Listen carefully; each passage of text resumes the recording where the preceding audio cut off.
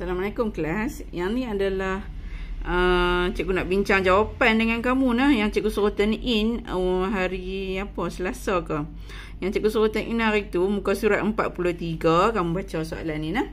Okey, dua buah bot masing-masing bergerak dari JTA dan B pada waktu yang sama. Okey, yang ni bot yang ke atas ni dia bergerak dari JTA ke JTB, manakala bot yang di bawah bergerak dari JTB ke JTA. Berdasarkan rajah di sebelah, kedua-dua bot itu bergerak secara berserenjang kepada JT masing-masing dengan laju seragam. Berserenjang tu maksudnya ini JT. So bot tu lalu kat sini. So maksudnya berserenjang itulah. Okey, kemudian soalan seterusnya. Okey, jika bot dari JTB mengambil masa lebih, okey, kita cikgu lukis lain kat sini. Okey, ini JTB. Kita ada bot. Okey. Ni dari JTA.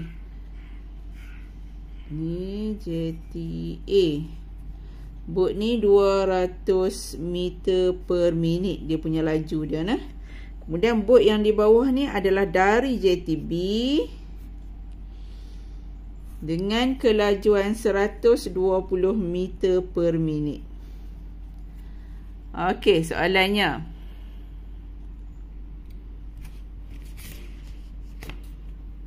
Jika bot dari JTB mengambil masa lebih 8 minit untuk sampai ke JTA berbanding bot dari JTA ke JTB. Maksudnya bot ni masa yang diambil adalah 8 minit lebih daripada bot yang di atas ni. Masa bot yang di atas ni pun kita tak tahu. Okay, masa yang diambil tak tahu, dia tak nyatakan dekat sini. Jadi kita anggap bahawa masa JTA ni, masa bot dari JTA adalah X. Sebab dia tak beritahu dekat kita. Okey, masa dari bot dari JTB ni pula adalah 8 tambah X. Sebab ianya adalah masanya lebih 8 minit daripada yang di atas ni. Okey, berapakah jarak dalam meter antara kedua-dua JT tersebut? Okey, jarak dia sama. Nah, jarak dia antara A dengan B ni, jarak dia sama. Okey, sekarang ni kita nak cari masa ni. Berapa masa? Laju diberi.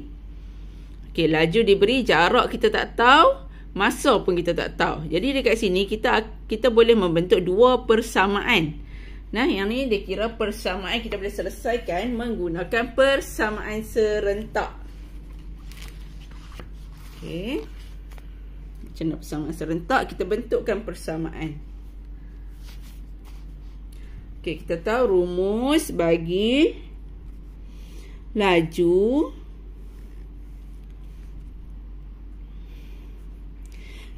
sama dengan jarak bahagi masa.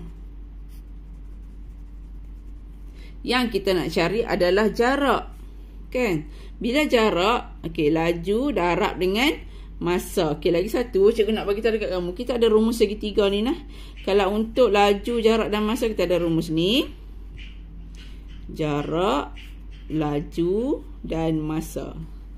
Kalau kita nak cari jarak, kita ambil laju darab dengan masa. Kalau kita nak cari laju, tutup yang laju ni, jarak bahagi masa. Jarak per masa kan. Kalau kita nak cari masa pula, jarak bahagi laju. Ini ada rumus segitiga cikgu panggil nah. Okay, jadi jarak sama dengan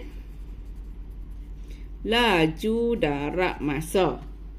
Okey, jarak kita tak tahu, kita andaikan sebagai Y ataupun J. Kalau kamu nak cari J pun tak apa. J sama dengan laju yang pertama adalah 200. Tulis 200 darab dengan masa. Masa bot yang pertama ke atas ni adalah X. So darab dengan X. Kan tadi kita buh nama dia X kan, masa yang kita tak tahu. Jadi dia jadi J sama dengan 200X. Okey. Ini adalah persamaan yang pertama.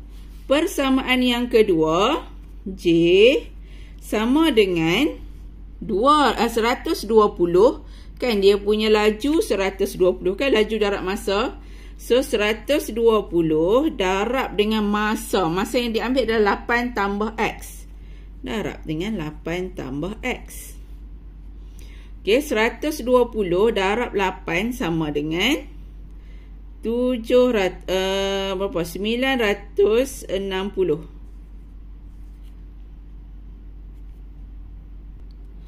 Tambah dengan ni, kita tambah sebab ini positif. 120 darab X. 120X. Ini jadikan dia persamaan kedua.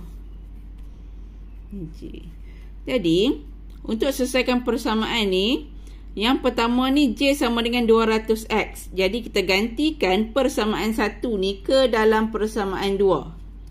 Okey, yang ni persamaan linear. Dalam tajuk persamaan linear, kita ada belajar persamaan serentak masa kamu tingkatan 1. Okey, gantikan persamaan 1 ke dalam persamaan 2, iaitu J sama dengan 200X. Ganti kat tempat J ni. Okey, J 200X sama dengan 960 tambah 120X. Okey, dekat sini kita nak cari X dulu berapa. Masa dia berapa. Dah dapat masa dia, baru kita boleh cari dia punya jarak dia. Okey, jadi 200X, kita kena kumpulkan X dengan X ni. Tolak 120X sama dengan 960. Okey, 200X tolak 120 sama dengan 80X. Sama dengan 960.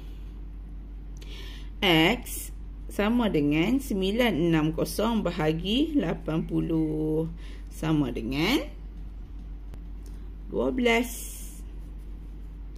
Okey, jadi kita dapat X sama dengan 12. Okey, X sama dengan 12. Jadi kita boleh tak lagi nak kira jarak. Kita kira jarak sama dengan masa kita dah dapat dah. Jarak sama dengan laju darab masa. Laju 200 darab masa X. X tadi kita dapat 12. Dapat 2400. Dalam meter. So betul lah dalam meter. Inilah yang kita dapat. Okey. Jawapan penuh dah. Okey. Kita tengok soalan yang kedua.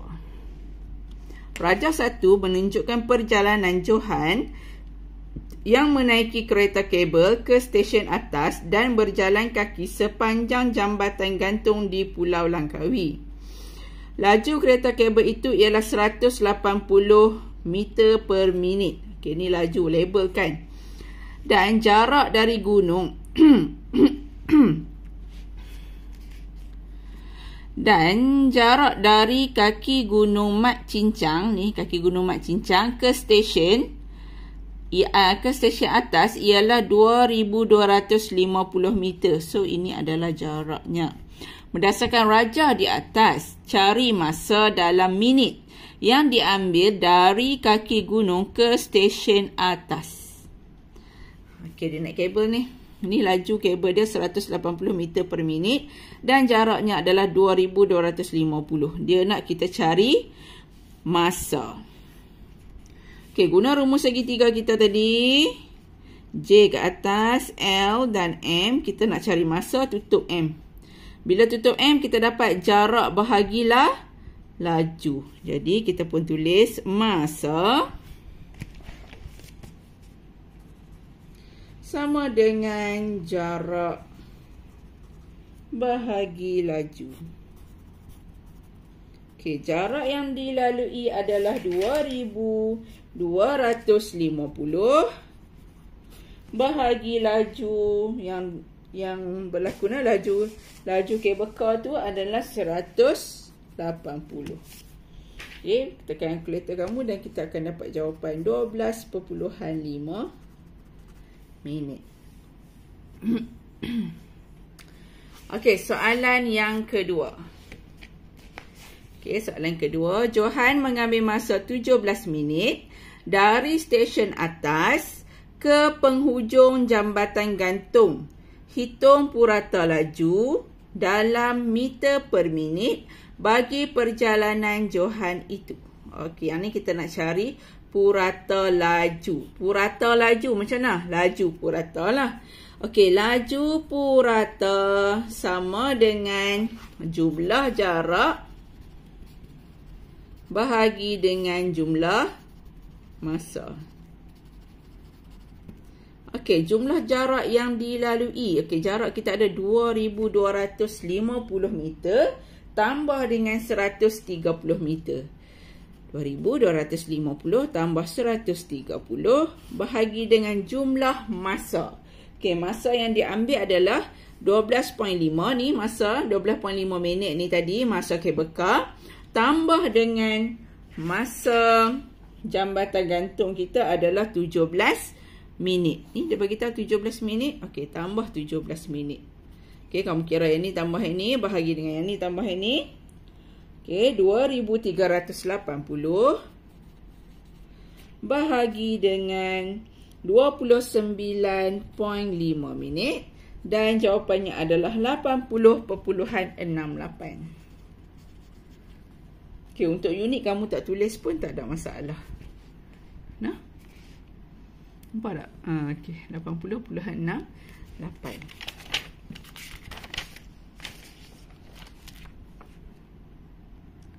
Okey, nak kelas kamu semak jawapan kamu. Tengok betul ke tak kamu buat. Muka surat 43 tu. Kemudian kamu turn in dalam cikgu punya apa? Tapak Google Classroom lah. Muka surat 43 di bawah tajuk laju dan pecutan ni. Muka surat ni. Muka surat 43 kamu semak. Cikgu dah tunjuk dah tadi semak semua. Okey, betul. Kemudian kamu masukkan dalam Google Classroom tu. Okey, cikgu nak bincang muka surat 46 pula. Sorry, bukan. 47. Okey, 47, 46 tu cikgu nak kamu buat sendiri. Turn in dekat cikgu hari Sabtu muka surat 46. Okey, tengok nah. Ni masterikan diri. Soalan ni soalan kebat. Okey, mari kita tengok sama-sama. Okey. Terang juga nah kalau tak ada lampu. Okey, dalam graf laju melawan masa. Ni laju graf ni laju melawan masa. Ni masa. Okey, kita panggil graf laju melawan masa kalau macam ni. Laju di paksi Y dan masa di paksi X. Okey, dalam graf laju melawan masa di bawah, graf PQ mewakili perjalanan sebuah kereta dari pekan B ke pekan A. Yang ni, nak suruh kamu betul-betul baca ni. Dia kata yang ni PQ, garisan PQ ni ialah kereta dari pekan B ke pekan A. Graf JKLM mewakili perjalanan sebuah bas dari pekan A ke pekan B. Yang maksudnya ini adalah perjalanan bas. Ini adalah perjalanan kereta. Dua perkara yang berbeza, dua kenderaan yang berbeza lah. Okey. Okey, kemudian soalannya, diberi kedua-dua kenderaan bertolak pada waktu yang sama dan melalui jalan yang sama. Nyatakan tempoh masa dalam minit bas itu bergerak dengan laju seragam. Dia tanya bas. Okey, dia tanya bas. Bas bergerak dengan laju seragam. Okey, kalau graf laju melawan masa, okey, laju seragam ialah macam ni. Dia mendatar je graf dia, bermaksud laju itu seragam. Sebab ini adalah graf laju melawan masa. Maksudnya laju dia 70 je dia duduk jalan. Masa duduk berjalan. Tapi dia tu bergerak dalam 70 km per jam sahaja. Sama je. Jadi dekat sinilah tempoh masa tu kamu kena ambil kat sini. Kamu jangan keliru dengan graf jarak melawan masa. Kamu ingat dalam buku teks hari Selasa kata cikgu tunjuk kalau graf jarak lawan masa, jarak melawan masa, graf yang laju seragam akan bentuk macam ni. Ini maksudnya laju seragam bagi graf jarak melawan masa. Sekarang ni yang kita tengok soalan ni adalah graf laju melawan masa. Okey, laju melawan masa. Graf yang mendatar macam ni adalah menunjukkan laju seragam. Lain graf, lain bentuk dia. Okey, tengok graf apa. Jadi, tempoh masa yang diambil dalam minit bas itu bergerak dengan laju seragam adalah dalam masa tempoh ni. K dan L ni kan. K ke L. Okey, jadi tempoh masanya adalah tempoh masa sama dengan 2.5 tolak 1. Sama dengan 1.5 jam. Tu je lah. Jawapan dia lah tempoh masa. Okey, soalan B. Pemandu bas. Oh, dalam minit lah. Ni pun nak keliru juga. Dalam minit. Jadi ni jam. Maksudnya 1.5 jam ni kena tukar kepada minit. Jadi minit kepada jam kepada minit kena darab 60. Jadi 1.5 jam darab 60 minit sama dengan 90 minit. Okey, soalan yang kedua. Pemandu bas beranggapan dia memecut lebih laju pada 1 jam pertama. Ni 1 jam pertama ni bas. Kita fokus dekat graf yang bas. Ni ya, graf bas. Jangan tengok graf yang kereta ni. Awal-awal label siap-siap. Okey, pemandu bas beranggapan dia memecut lebih laju pada 1 jam pertama. 1 jam pertama berbanding 1.5 jam terakhir. 1.5 jam terakhir tu kat sini. Sebab 4 tolak dengan 2.5 sama dengan 1.5 jam. Adakah anggapan pemandu bas itu benar? Terangkan. Okey. Okey, kita kena tengok graf ni lah. Kena buat tartah. Okey, untuk 1 jam yang pertama. Ni cikgu tulis 1 jam pertama. Okey, kita tengok pecutan. Pecutan sama dengan 1 jam yang pertama. Pecutan akhir 70 ni pecutan awal. Kosong. Sebab apa sini akhir? Sebab 1 jam yang pertama ni daripada kosong jam ni bawa bas dia sampai 1 jam. Oh, 1 jam dia tengok 70 km dah dia punya laju dia. Jadi pecutan sama dengan laju akhir tolak laju awal bahagi masa yang diambil. Masa yang diambil adalah 1 jam. Okey, laju akhir 70. Laju awal adalah kosong per 1 jam. Jadi jawapannya 70 km per jam kuasa 2. Sebab apa jam kuasa 2? Sebab ini memanglah ni unit bagi pecutan. Sebab laju ini adalah kilometer per jam. Jam ni bawah ni masa, unit dia jam. Jadi jam dengan jam jadi jam kuasa 2. Okay, ini untuk 1 jam yang pertama lah. Okey, untuk 1.5 jam yang terakhir. Okey, kita tengok pecutan sama dengan laju akhir tolak laju awal. Laju akhirnya adalah 140. Ni tempoh masa dia 1.5. Inilah laju akhir dia. Dia bawa kereta. Oh, laju akhir dia 140 dah. Cukup dah 1.5 jam ni. 140. Laju awalnya dekat sini. Laju awal dia bermula dekat sini. Untuk 1.5 jam ni. Okay, adalah 70. 70 nah. Sebab graf ni graf laju. Jadi laju dia kita rujuk dekat sini lah. Dekat graf Y ni. Dekat paksi Y. Okay, tolak 70 per masa yang diambil. Ni cikgu lupa. Per masa. Okey, masa yang diambil adalah 1.5 jam. Jadi 140 tolak 70 sama dengan 70. 70 bahagi dengan 1.5. Jawapannya adalah 46.67 km per jam kuasa 2. Okey, baik. Yang mana satu lagi laju?